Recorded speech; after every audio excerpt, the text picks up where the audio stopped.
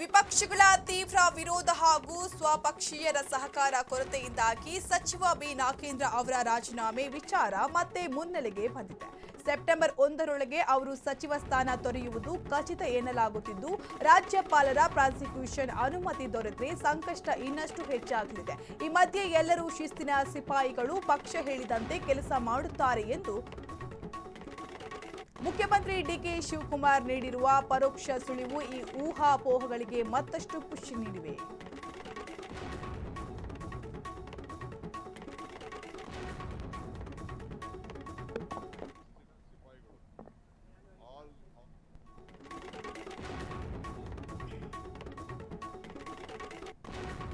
ಅನಗತ್ಯ ವಿವಾದಗಳ ಹಿನ್ನೆಲೆಯಲ್ಲಿ ಸಚಿವ ಬಿ ನಾಗೇಂದ್ರ ಅವರು ತಮ್ಮ ಸಚಿವ ಸ್ಥಾನಕ್ಕೆ ರಾಜೀನಾಮೆ ನೀಡಲು ನಿರ್ಧರಿಸಿದ್ದಾರೆ. ಇಂದು ಅಥವಾ ನಾಳೆ ದೆಹಲಿಗೆ ತೆರಳಿ ಹೈಕಮಾಂಡ್ ನಾಯಕರನ್ನು ಭೇಟಿ ಮಾಡಿ ಚರ್ಚಿಸಿದ ಬಳಿಕ ಅವರು ರಾಜೀನಾಮೆ ಸಲ್ಲಿಸುವ ಸಾಧ್ಯತೆ ಇದೆ. ಹೈಕಮಾಂಡ್ ಸೂಚನೆ ಹಾಗೂ ರಾಜಕೀಯ ಬೆಳವಣಿಗೆಗಳ ಮೇರೆಗೆ ಈ ನಿರ್ಧಾರ ಕೈಗೊಳ್ಳಲಾಗಿದ್ದು, ರಾಜ್ಯ ರಾಜಕಾರಣದಲ್ಲಿ ತೀವ್ರ ಕುತೂಹಲ ಮೂಡಿಸಿದೆ.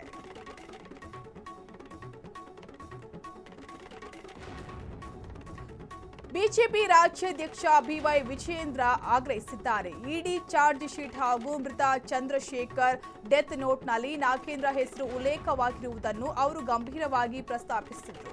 ನಾಗೇಂದ್ರ ನಿರಪರಾಧಿ ಎಂದು ಸಾಬೀತಾಗುವವರೆಗೆ ಅವರನ್ನು ಸಂಪುಟಕ್ಕೆ ಸೇರಿಸಿಕೊಳ್ಳಬಾರದು ಎಂದು ವಿಜಯೇಂದ್ರ ಆಕ್ರೋಶ ವ್ಯಕ್ತಪಡಿಸಿದರು. ಚಾರ್ಜ್ ಶೀಟ್ ಅಲ್ಲೂ ಕೂಡ ಅವರ ಹೆಸರು ಉಲ್ಲೇಖ ಆಗಿದೆ. ಶಿವಮೊಗ್ಗದಲ್ಲಿ ಚಂದ್ರಶೇಖರ್ ಅಧಿಕಾರಿಯನ್ನು ಆತ್ಮಹತ್ಯೆ ಮಾಡಿಕೊಂಡ್ರು. ಬೋವಿ ಸಮಾಜದ ಒಬ್ಬ ಪ್ರಾಮಾಣಿಕ ಅಧಿಕಾರಿಯನ್ನು ಆತ್ಮಹತ್ಯೆ ಮಾಡಿಕೊಂಡ್ರು. ಅವರ ಡೆತ್ ನೋಟಲ್ಲೂ ಕೂಡ ಅಂದಿನ ಸಚಿವರು ನಾಗೇಂದ್ರರವರ ಮೌಖಿಕ ಆದೇಶದ ಮೇರೆಗೆ ಈ ಹಣವನ್ನು ತೆಲಂಗಾಣ ರಾಜ್ಯಕ್ಕೆ ವರ್ಗಾವಣೆ ಮಾಡಿದ್ದಾವೆ ಅನ್ನೋದನ್ನು ಉಲ್ಲೇಖ ಮಾಡಿದ್ದಾರೆ. ಇವತ್ತು 187 ಕೋಟಿ ರೂಪಾಯಿ ನಮ್ಮ ನಿಗಮದಿಂದ ಯಾವುದೇ ಒಂದು ಬೋರ್ಡ್ ಮೀಟಿಂಗ್ ಇಲ್ದೇನೆ, ನನ್ನ ಗಮನಕ್ಕೂ ಬಾರದೇನೆ, ಅಲ್ಲಿರುವಂಥ ಚೇರ್ಮನ್ ಗಮನಕ್ಕೂ ಬಾರದೇನೆ ಆ ಹಣ ವರ್ಗಾವಣೆ ಆಗುತ್ತೆ. ನನಗೆ ನಿಜವಾಗ್ಲೂ ನಾನು ಹೇಳ್ತೀನಿ, ಯಾವತ್ತೂ ಕೂಡ ಮೊದಲಿಂದ ನಾನು ಹೇಳ್ಕೊಂಡು ಬಂದಿದ್ದೀನಿ. ಸಚಿವ ಬಿ ನಾಗೇಂದ್ರ ರಾಜೀನಾಮೆ ಕುರಿತು ಸಚಿವ ಸತೀಶ್ ಜಾರಕಿಹೊಳಿ ಅಸ್ಪಷ್ಟತೆ ವ್ಯಕ್ತಪಡಿಸಿದ್ದು, ಈ ಬಗ್ಗೆ ತಮಗೆ ಯಾವುದೇ ಮಾಹಿತಿ ಇಲ್ಲ ಎಂದಿದ್ದಾರೆ. ಮುಖ್ಯಮಂತ್ರಿಗಳು ಹಾಗೂ ಪಕ್ಷದ ಅಧ್ಯಕ್ಷರು ಈ ವಿಷಯವನ್ನು ನೋಡಿಕೊಳ್ಳಲಿದ್ದಾರೆ ಎಂದು ತಿಳಿಸಿದರು. ನಾವು ಈ ಕುರಿತು ಉತ್ತರ ನೀಡುವ ಸ್ಥಾನದಲ್ಲಿಲ್ಲವೆಂದ ಅವರು ಹಿರಿಯ ನಾಯಕರು ಈ ಬಗ್ಗೆ ಸೂಕ್ತ ನಿರ್ಧಾರ ಕೈಗೊಳ್ಳಲಿದ್ದಾರೆ ಎಂದು ಸ್ಪಷ್ಟಪಡಿಸಿದರು.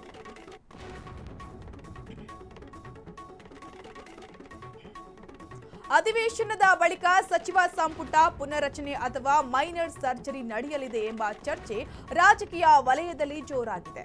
ಅಸಮಾಧಾನ ಶಮನ ಹಾಗೂ ಸಿದ್ದರಾಮಯ್ಯ ಬೇಡಿಕೆ ಈಡೇರಿಸಲು 2-3 ಸಚಿವರನ್ನು ಕೈಬಿಡುವ ಸಾಧ್ಯತೆ ಇದೆ ಎನ್ನಲಾಗಿದೆ.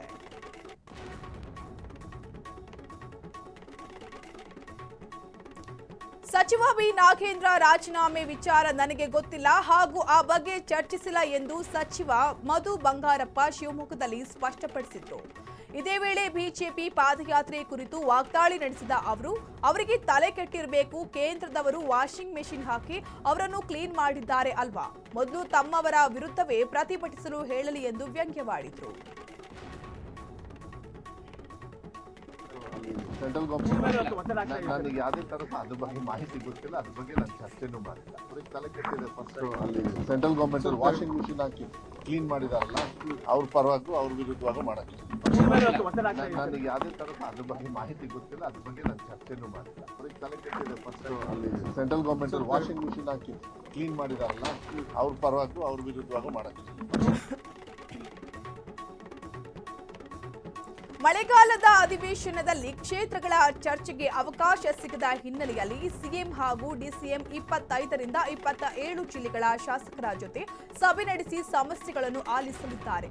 ಡಾಕ್ಟರ್ ಜಿ ಪರಮೇಶ್ವರ್ ಹಾಗೂ ಸಚಿವರು ಸಾಥ್ ನೀಡಿದ್ದು, ಶಾಸಕರ ವಿಶೇಷ ಅನುದಾನ ಬೇಡಿಕೆಗೆ ಸಿಎಂ ಸಕಾರಾತ್ಮಕವಾಗಿ ಸ್ಪಂದಿಸಿ ಶೀಘ್ರದಲ್ಲೇ ಸಮಸ್ಯೆ ಬಗೆಹರಿಸುವ ಭರವಸೆ ನೀಡಿದ್ದಾರೆ.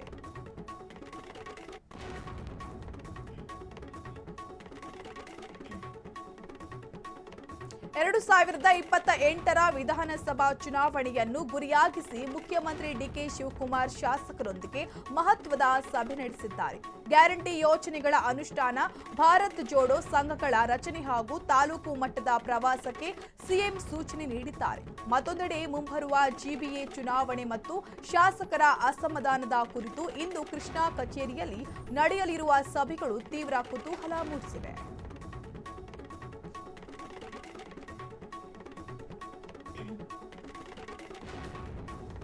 ರಾಜ್ಯದಲ್ಲಿ ಎಎಸ್ಡಿಡಿಒ ವ್ಯಾಪ್ತಿಗೆ 1.8 ಕೋಟಿ ಮತದಾರರು ಬಂದಿರುವ ಬಗ್ಗೆ ಮತ್ತು 43 ಲಕ್ಷ ಜನರಿಗೆ ನೋಟಿಸ್ ನೀಡಿರುವ ಕುರಿತು ಸಿಎಂ ಡಿಕೆ ಶಿವಕುಮಾರ್ ಆತಂಕ ವ್ಯಕ್ತಪಡಿಸಿದ್ದಾರೆ.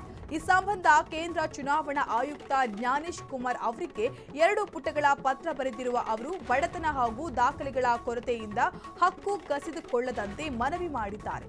ಅಲ್ಲದೆ ಆಕ್ಷೇಪಣೆ ಸಲ್ಲಿಕೆ ಹಾಗೂ ದಾಖಲೆ ಒದಗಿಸಲು 3 ರಿಂದ 4 ವಾರ ಕಾಲಾವಕಾಶ ನೀಡುವಂತೆ ಕೋರಿದ್ದಾರೆ.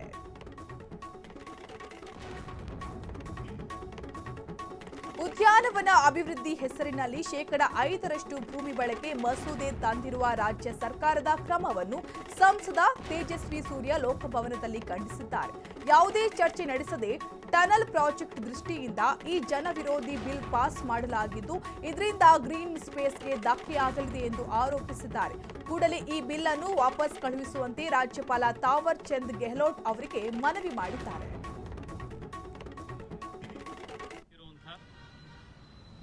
ರಾಜ್ಯದ ಘನತೆವೆತ್ತ ರಾಜ್ಯಪಾಲರನ್ನ ಬೆಂಗಳೂರಿನ ಮತ್ತು ರಾಜ್ಯದ ಸಾಕ್ಷಿ ಪ್ರಜ್ಞೆಯಂತಿರುವಂತಹ ಸಮಾಜದ ಬೇರೆ ಬೇರೆ ಕ್ಷೇತ್ರಗಳಲ್ಲಿ ಅವರ ಇಡೀ ಜೀವನದ ಸಾಧನೆಯನ್ನು ಮಾಡಿರುವಂತಹ, ಸಮಾಜಕ್ಕೆ ಸೇವೆ ಮಾಡಿರುವಂತಹ ಹಿರಿಯರುಗಳ ನೇತೃತ್ವದಲ್ಲಿ ಸರ್ಕಾರ ಇತ್ತೀಚೆಗೆ ಪಾಸ್ ಮಾಡಿರುವಂತಹ ಕರ್ನಾಟಕದಲ್ಲಿ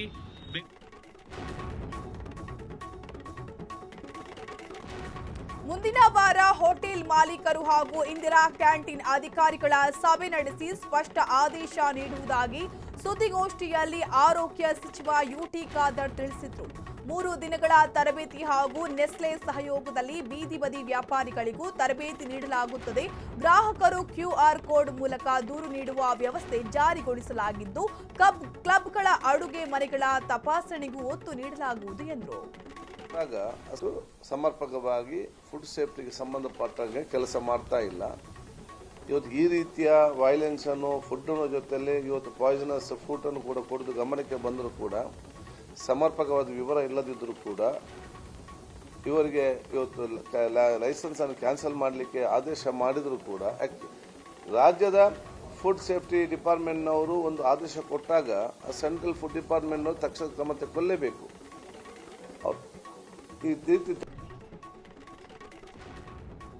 ಹಾವೇರಿ ಜಿಲ್ಲೆ ರಾಣೆಬೆನ್ನೂರು ಕ್ಷೇತ್ರದ ಕಾಂಗ್ರೆಸ್ ಶಾಸಕ ಪ್ರಕಾಶ್ ಕೋಳಿವಾಡ ಹೆಲ್ಮೆಟ್ ಧರಿಸದೆ ಬುಲೆಟ್ ಬೈಕ್ ಸವಾರಿ ಮಾಡಿ ರಸ್ತೆ ಸಂಚಾರ ನಿಯಮ ಉಲ್ಲಂಘಿಸಿದ್ದಾರೆ. ಆಗಸ್ಟ್ 25ರಂದು ನಡೆದ ಈ ಘಟನೆಗೆ ಸಂಬಂಧಿಸಿದಂತೆ ಟ್ರಾಫಿಕ್ ಪೊಲೀಸರು 500 ರೂಪಾಯಿ ದಂಡದ ನೋಟಿಸ್ ಅನ್ನು ನೇರವಾಗಿ ಶಾಸಕರ ಮನೆಗೆ ಕಳುಹಿಸಿದ್ದಾರೆ.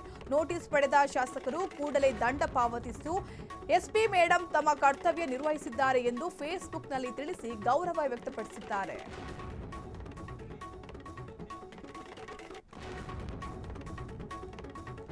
ಪಶು ವೈದ್ಯಾಧಿಕಾರಿ ನೇಮಕಾತಿ ಅಕ್ರಮ ಪ್ರಕರಣ ತೀವ್ರಗೊಂಡಿದ್ದು ಕೆಪಿಎಸ್ಸಿ ಮಾಜಿ ಅಧ್ಯಕ್ಷ ಶಿವಶಂಕರಪ್ಪ, ಸದಸ್ಯೆ ಶಾಂತಾ ಹೊಸಮನಿ ಹಾಗೂ ಐಎಎಸ್ ಅಧಿಕಾರಿ ಜ್ಞಾನೇಂದ್ರ ಕುಮಾರ್ ಸೇರಿದಂತೆ 10 ಸದಸ್ಯರು 45 ಅಧಿಕಾರಿಗಳಿಗೆ ಸಿಐಡಿ ನೋಟಿಸ್ ಜಾರಿ ಮಾಡಿದೆ. ನಾಳೆ ಬೆಳಗ್ಗೆ 11ಕ್ಕೆ ವಿಚಾರಣೆಗೆ ಹಾಜರಾಗಲು ಸೂಚಿಸಲಾಗಿದೆ. ಈಗಾಗಲೇ 329 ಅಭ್ಯರ್ಥಿಗಳ OMR ಸೀಜ್ ಮಾಡಲಾಗಿದ್ದು FSL ತನಿಖೆ ಮುಂದುವರೆದಿದೆ.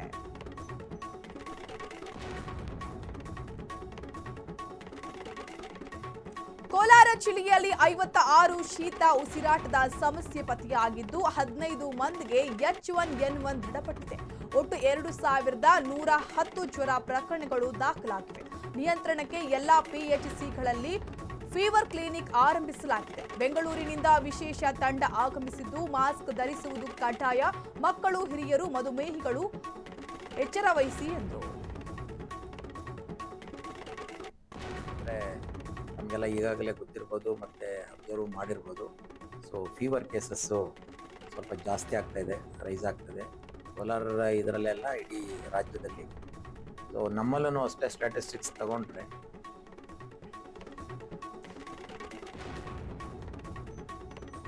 ಹೊಸಪೇಟೆ ತಾಯಿ ಮಕ್ಕಳ ಸರ್ಕಾರಿ ಆಸ್ಪತ್ರೆಯಲ್ಲಿ ಹೆರಿಗೆಗೆ ಹಣ ವಸೂಲಿ ಮಾಡುತ್ತಿರುವ ಕರಾಳ ದಂಧೆ ಬೆಳಕಿಗೆ ಬಂದಿದೆ. ನಾರ್ಮಲ್ ಡೆಲಿವರಿ ಆಗುವುದಿಲ್ಲ ಎಂದು ಸುಳ್ಳು ಭಯ ಹುಟ್ಟಿಸಿ 5,000ದಿಂದ 10,000ವರೆಗೆ ಲಂಚ ಪಡೆಯುತ್ತಿದ್ದಾರೆ. ಹಣ ನೀಡಿದವರನ್ನು ಕೊಪ್ಪಳ ಆಸ್ಪತ್ರೆಗೆ ರೆಫರ್ ಮಾಡುತ್ತಿದ್ದು, ಲಂಚ ಕೊಟ್ಟರೆ ಇಲ್ಲೇ ಶಸ್ತ್ರಚಿಕಿತ್ಸೆ ಮಾಡಲಾಗುತ್ತದೆ. ಈ ಕುರಿತು ಡಿಎಚ್ಒ ಡಾಕ್ಟರ್ ಲಿಂಗರಾಜ್ಗೆ ಇಮೇಲ್ ಮೂಲಕ ಅಧಿಕೃತ ದೂರು ನೀಡಿದ್ದಾರೆ.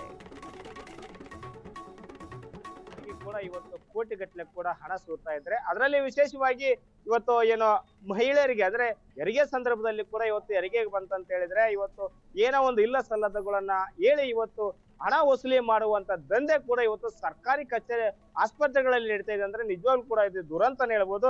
ನಾವು ತಾಯಿ ಮತ್ತು ಮಕ್ಕಳ ಆಸ್ಪತ್ರೆ ಬಳಿ ಬಂದಾಗ ಇವತ್ತು ನಮ್ಮ ಫ್ರೀಡಮ್ ಟಿವಿ ಒಂದು ರಿಯಾಲಿಟಿ ಚೆಕ್ ಅನ್ನ ಮಾಡೋ ಸಂದರ್ಭದಲ್ಲಿ ಕೂಡ ಒಂದು ಘಟನೆ ಕೂಡ ಬೆಳಕಿಗೆ ಬರ್ತಾ ಇದೆ. ಏನಂತಂದ್ರೆ ಇದಕ್ಕೆ ಸಂಬಂಧಪಟ್ಟಂತೆ ಕೂಡ ಈಗಾಗಲೇ ಏನೋ ಹೆರಿಗೆ ತುಂಬು ಗರ್ಭಿಣಿ ಬಂದಂತ ಸಂದರ್ಭದಲ್ಲಿ, ಬಡವರು ಬಂದಂತ ಸಂದರ್ಭದಲ್ಲಿ ಕೂಡ ಇವತ್ತು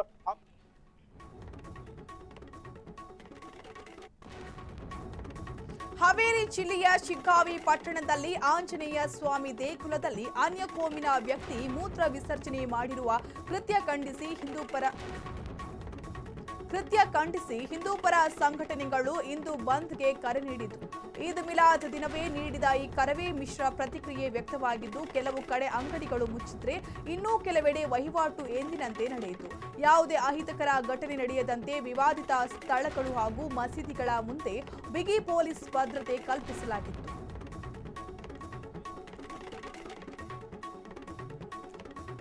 ಮೈಸೂರು ದಸರಾ 2026ರ ಗಜ ಪಯಣಕ್ಕೆ ಎಚ್ಡಿ ಕೋಟೆ ತಾಲೂಕಿನ ವೀರನ ಹೊಸವಳ್ಳಿ ಬಳಿ ಜಿಲ್ಲಾ ಉಸ್ತುವಾರಿ ಸಚಿವ ಡಾಕ್ಟರ್ ಯತೀಂದ್ರ ಸಿದ್ದರಾಮಯ್ಯ ಅದ್ದೂರಿ ಚಾಲನೆ ನೀಡಿತು. ಮಹೇಂದ್ರ ಸೇರಿದಂತೆ ಒಟ್ಟು 9 ಆನೆಗಳು ಮೊದಲ ಹಂತದಲ್ಲಿ ಆಗಮಿಸಿವೆ. ನಿವೃತ್ತ ಅಂಬಾರಿ ಆನೆ ಅಭಿಮನ್ಯುವಿಗೆ ಗೌರವಯುತ ವಿದಾಯ ಕೋರಲಾಯಿತು. ಈ ಕಾರ್ಯಕ್ರಮದಲ್ಲಿ ಶಾಸಕರು, ಜಿಲ್ಲಾಧಿಕಾರಿ ಜಿ ಲಕ್ಷ್ಮೀಕಾಂತ ರೆಡ್ಡಿ ಸೇರಿದಂತೆ ಹಲವು ಗಣ್ಯರು ಭಾಗವಹಿಸಿದ್ರು.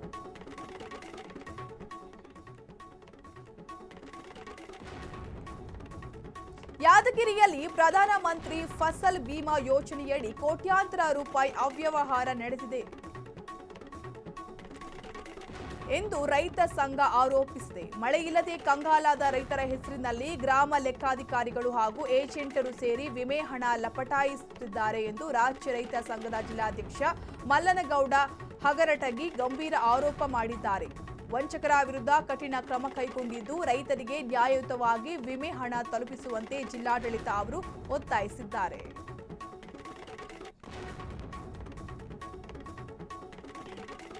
ಬೆಂಗಳೂರಿನ ಬೌರಿಂಗ್ ಕೆಸಿಸಿಎ ಸೇರಿದಂತೆ 10 ಪ್ರತಿಷ್ಠಿತ ಕ್ಲಬ್ಗಳ ಮೇಲೆ ಎಫ್ಎಸ್ಎಸ್ಎಐ ಅಧಿಕಾರಿಗಳು ದಿಢೀರ್ ದಾಳಿ ನಡೆಸಿದ್ದಾರೆ. ಅಡುಗೆ ಮನೆಯಲ್ಲಿ ಜಿರಳೆಗಳು, ಚರಂಡಿ ಬ್ಲಾಕ್ ಹಾಗೂ ನೈರ್ಮಲ್ಯದ ಕೊರತೆ ಕಂಡುಬಂದಿದ್ದು 2 ಕ್ಲಬ್ಗಳಿಗೆ ನೋಟಿಸ್ ಜಾರಿ ಮಾಡಲಾಗಿದೆ. ಇನ್ನು ಮುಂದೆ ರಾಜ್ಯದ ಎಲ್ಲ ಆಹಾರ ಉದ್ಯಮಗಳು ಕಡ್ಡಾಯವಾಗಿ ನೈರ್ಮಲ್ಯ ಕಾಪಾಡುವಂತೆ ಹಾಗೂ ಪರವಾನಗಿ ಪಡೆಯುವಂತೆ ಕಟ್ಟುನಿಟ್ಟಿನ ಎಚ್ಚರಿಕೆ ನೀಡಲಾಗಿದೆ.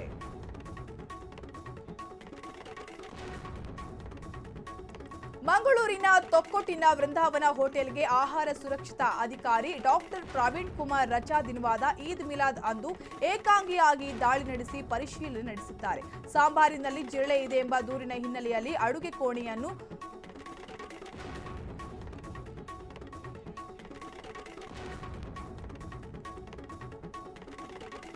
ಅಲಹಾಬಾದ್ ಹೈಕೋರ್ಟ್ನ ಹಿಜಾಬ್ ತೀರ್ಪನ್ನು ಎಐಎಂಐಎಂ ಮುಖ್ಯಸ್ಥ ಅಸಾದುದ್ದೀನ್ ಓವೈಸಿ ತೀವ್ರವಾಗಿ ಖಂಡಿಸಿದ್ದಾರೆ. ಇದು ಇಸ್ಲಾಂ ಧರ್ಮದ ಮೇಲಿನ ನೇರ ದಾಳಿಯಾಗಿದೆ ಎಂದು ಅವರು ಆಕ್ರೋಶ ವ್ಯಕ್ತಪಡಿಸಿದ್ದಾರೆ.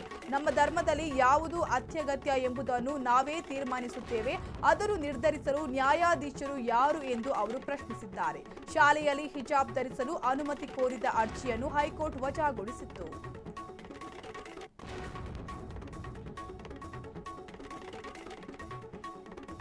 ಚಿಕ್ಕಬಳ್ಳಾಪುರ ಜಿಲ್ಲೆ ಶಿಡ್ಲಘಟ್ಟ ತಾಲೂಕಿನ ಜಂಗಮಕೋಟೆ ನಾಡ ಕಚೇರಿಯಲ್ಲಿ ಜಮೀನು ಖಾತೆ ಮಾಡಿಕೊಡಲು 7 ಲಕ್ಷ ರೂಪಾಯಿ ಲಂಚಕ್ಕೆ ಬೇಡಿಕೆ ಇಟ್ಟು 6.5 ಲಕ್ಷ ರೂಪಾಯಿಗೆ ಒಪ್ಪಂದ ಮಾಡಿಕೊಂಡಿದ್ದ ಭ್ರಷ್ಟ ಗ್ರಾಮ ಆಡಳಿತಾಧಿಕಾರಿ ಮೋಹನ್ ಕುಮಾರ್ ಲೋಕಾಯುಕ್ತ ಬಲೆಗೆ ಬಿದ್ದಿದ್ದಾರೆ.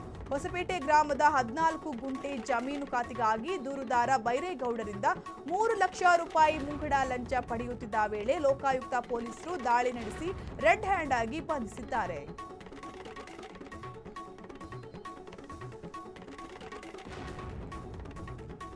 ಧಾರವಾಡ ಜಿಲ್ಲೆ ಹುಬ್ಬಳ್ಳಿ ತಾಲೂಕಿನ ಗಾಮನಗಟ್ಟಿ ಗ್ರಾಮದಲ್ಲಿ ಈದ್ ಮಿಲಾದ್ ಹಬ್ಬವನ್ನು ಸಡಗರದಿಂದ ಆಚರಿಸಲಾಯಿತು. ಹಜರತ್ ಮುಹಮ್ಮದ್ ಪೈಗಂಬರ್ ಜನ್ಮದಿನದ ಅಂಗವಾಗಿ ಗ್ರಾಮದಲ್ಲಿ ವಿಶೇಷ ಮೆರವಣಿಗೆ ನಡೆಯಿತು. ಬಸ್ ನಿಲ್ದಾಣದಿಂದ ಆರಂಭವಾದ ಮೆರವಣಿಗೆ ಪ್ರಮುಖ ಬೀದಿಗಳಲ್ಲಿ ಸಂಚರಿಸಿ ಮಸೀದಿ ಬಳಿ ಮುಕ್ತಾಯವಾಯಿತು. ಈ ವೇಳೆ ಯುವ ಸಮುದಾಯದಿಂದ ಸಾರ್ವಜನಿಕರಿಗೆ ತಂಪು ಪಾನೀಯ ವಿತರಿಸಿ ಹಬ್ಬದ ಸೌಹಾರ್ದತೆ ಮೆರೆಯಲಾಯಿತು.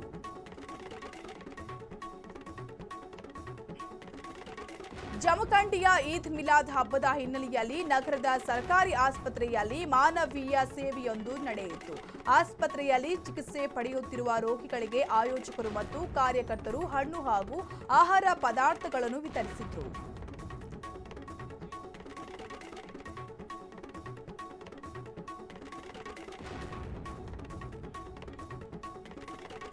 ಬೆಂಗಳೂರಿನಲ್ಲಿ ನೇಪಾಳಿ ಮನೆ ಕೆಲಸದವರು ಹಾಗೂ ಸೆಕ್ಯೂರಿಟಿ ಗಾರ್ಡ್ಗಳಿಂದ ಕಳ್ಳತನ ಪ್ರಕರಣಗಳು ಹೆಚ್ಚುತ್ತಿವೆ.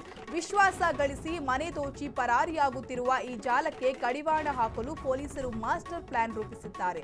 ಕೆಲಸಕ್ಕೆ ಸೇರಿಸುವ ಮುನ್ನ ಕಡ್ಡಾಯವಾಗಿ ಪೊಲೀಸ್ ಮತ್ತು ಫಿಂಗರ್ ಪ್ರಿಂಟ್ ಪರಿಶೀಲನೆ ಮಾಡಿಸುವಂತೆ ಬೆಂಗಳೂರು ಪೊಲೀಸ್ ಕಮಿಷನರ್ ಮನೆ ಮಾಲೀಕರಿಗೆ ಹಾಗೂ ಬಾಡಿಗೆದಾರರಿಗೆ ಕಟ್ಟುನಿಟ್ಟಿನ ಸಲಹೆ ನೀಡಿದ್ದಾರೆ.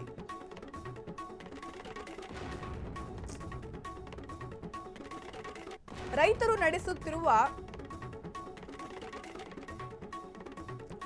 ನಡೆಸುತ್ತಿರುವ ಅಹೋರಾತ್ರಿ ಹೋರಾಟ ಇಂದು 34ನೇ ದಿನಕ್ಕೆ ಕಾಲಿಟ್ಟಿದೆ. ಚಿಕ್ಕೋಡಿ ತಾಲೂಕಿನ ಕೊನೆಯ ಹಳ್ಳಿಗಳಿಗೆ ನೀರು ತಲುಪದ ಹಿನ್ನೆಲೆ ರೈತರು ಆಕ್ರೋಶಗೊಂಡಿದ್ದಾರೆ. ಅಧಿಕಾರಿಗಳ ಮನವೊಲಿಕೆ ವಿಫಲವಾಗಿದ್ದು ಜಿಲ್ಲಾಧಿಕಾರಿ ಮೊಹಮ್ಮದ್ ರೋಷನ್ ಸ್ಥಳಕ್ಕೆ ಬರುವವರೆಗೆ ಪ್ರತಿಭಟನೆ ಮುಂದುವರೆಸಿದರು. ರಾಜ್ಯಾದ್ಯಂತ ಸುರಿಯುತ್ತಿರುವ ಉತ್ತಮ ಮಳೆಯಿಂದಾಗಿ ಕಾವೇರಿ, ಕೃಷ್ಣ ಹಾಗೂ ಮಲೆನಾಡು ಜಲಾನಯನ ಪ್ರದೇಶಗಳ ಪ್ರಮುಖ ಜಲಾಶಯಗಳಿಗೆ ನೀರಿನ ಒಳಹರಿವು ಗಣನೀಯವಾಗಿ ಏರಿಕೆಯಾಗಿದೆ. ಕೆಆರ್ಎಸ್, ಆಲಮಟ್ಟಿ, ಲಿಂಗನಮಕ್ಕಿ, ಭದ್ರಾ, ಕಬಿನಿ ಮತ್ತು ತುಂಗಭದ್ರಾ ಡ್ಯಾಂಗಳಲ್ಲಿ ನೀರಿನ ಮಟ್ಟ ಹೆಚ್ಚುತ್ತಿದ್ದು ರೈತರ ಮುಖದಲ್ಲಿ ಮಂದಹಾಸ ಮೂಡಿದೆ.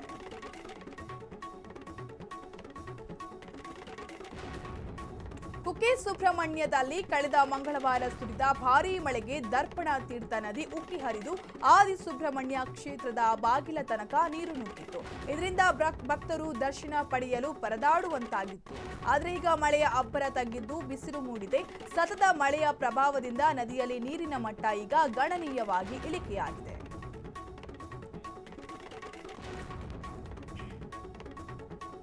ಕೊಡಗಿನ ತಲಕಾವೇರಿ ಭಾಗಮಂಡಲದಲ್ಲಿ ಮಳೆ ಮುಂದುವರಿದಿದ್ದು ಕಾವೇರಿ ನದಿ ಮೈದುಂಬಿ ಹರಿಯುತ್ತಿದೆ. ಚೆರಂಬಾಣೆ ಸಮೀಪದ ಬೆಂಗೂರು ಗ್ರಾಮ ಸಂಪೂರ್ಣ ಜಲಾವೃತಗೊಂಡಿದ್ದು ರಸ್ತೆಗಳು ಮುಳುಗಿವೆ.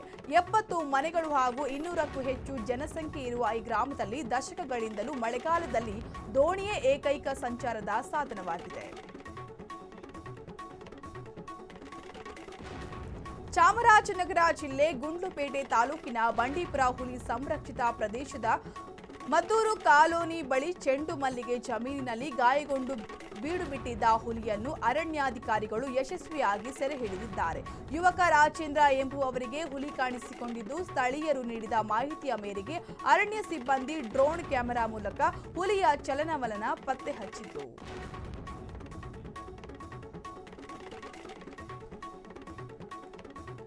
ಬೆಳಗಾವಿ ಜಿಲ್ಲೆಯ ಬೈಲಹೊಂಗಲ ತಾಲೂಕಿನ ಮಾಟುಳ್ಳಿ ಕ್ರಾಸ್ ಬಳಿ ಚಿರತೆ ಪ್ರತ್ಯಕ್ಷಗೊಂಡಿದ್ದು ಸಾರ್ವಜನಿಕರಲ್ಲಿ ತೀವ್ರ ಆತಂಕ ಮೂಡಿಸಿದೆ. ಗ್ರಾಮದ ಸಿಸಿಟಿವಿ ಕ್ಯಾಮೆರಾದಲ್ಲಿ ಚಿರತೆಯ ಚಲನವಲನ ಸೆರೆಯಾಗಿದೆ. ಚಿರತೆಯು ಗ್ರಾಮದ ಜಾಕ್ವೆಲ್ ಕಡೆಗೆ ತೆರಳಿರುವ ಹಿನ್ನೆಲೆಯಲ್ಲಿ ರೈತರು ಭಯಭೀತರಾಗಿದ್ದಾರೆ.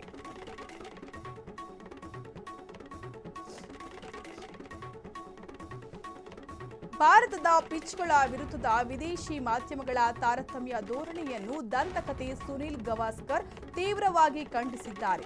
ಸೇನಾ ರಾಷ್ಟ್ರಗಳಲ್ಲಿ ಪಂದ್ಯಗಳು ಬೇಗ ಮುಗಿದ್ರೆ ಬ್ಯಾಟರ್ಗಳ ವೈಫಲ್ಯ ಎನ್ನುವವರು ಭಾರತದಲ್ಲಿ ಸ್ಪಿನ್ಗೆ ಪಿಚ್ ತಿರುಗಿದ್ರೆ ಪಿಚ್ ದೂಷಿಸುವುದು ಇಬ್ಬಂದಿತನದ ಎಂದಿದ್ದಾರೆ.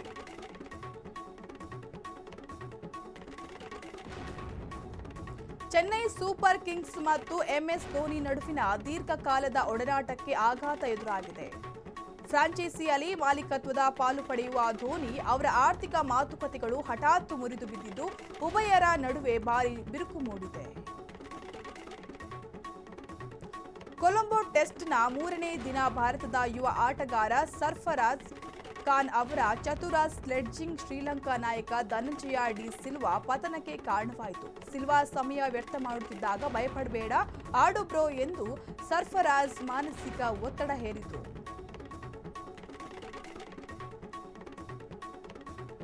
ಭಾರತೀಯ ಕ್ರಿಕೆಟ್ ತಂಡದ ಮಾಜಿ ಆಲ್ರೌಂಡರ್ ಸಂಜಯ್ ಬಂಗಾರ್ ಅವರ ಪುತ್ರಿ ಟ್ರಾನ್ಸ್ಜೆಂಡರ್ ಕ್ರಿಕೆಟರ್ ಅನಯಾ ಬಂಗಾರ್ಗೆ ಕ್ರಿಕೆಟ್ ಆಸ್ಟ್ರೇಲಿಯಾ ಮಹಿಳಾ ಕಮ್ಯುನಿಟಿ ಹಾಗೂ ಪ್ರೀಮಿಯರ್ ಕ್ರಿಕೆಟ್ ಆಡಲು ಅಧಿಕೃತ ಅನುಮತಿ ನೀಡಿದೆ.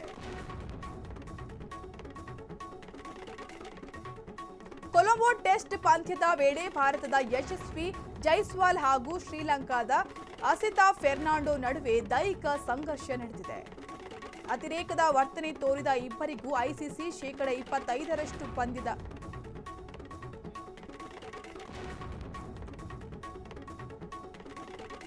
ಯಶ್ ಅಭಿನಯದ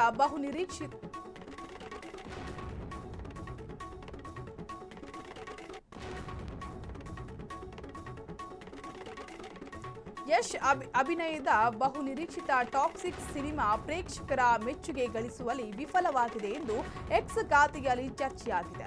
ನಟನೆಯನ್ನು ಅಭಿಮಾನಿಗಳು ಕೊಂಡಾಡಿದ್ರು. 3 ಗಂಟೆಗಳ ದೀರ್ಘ ಅವಧಿ ಕಳಪೆ ಚಿತ್ರಕಥೆ ಹಾಗೂ ಸಂಕಲನಕ್ಕೆ ತೀವ್ರ ಟೀಕೆ ವ್ಯಕ್ತವಾಗಿದೆ. ಹಿಂಸಾತ್ಮಕ ದೃಶ್ಯಗಳಿರುವ ಈ ಚಿತ್ರವನ್ನು ಕುಟುಂಬ ಸಮೇತ ನೋಡುವುದು ಕಷ್ಟ ಎಂಬ ಅಭಿಪ್ರಾಯಗಳು ಸೋಷಿಯಲ್ ಮೀಡಿಯಾದಲ್ಲಿ ಕೇಳಿಬಂದಿದೆ.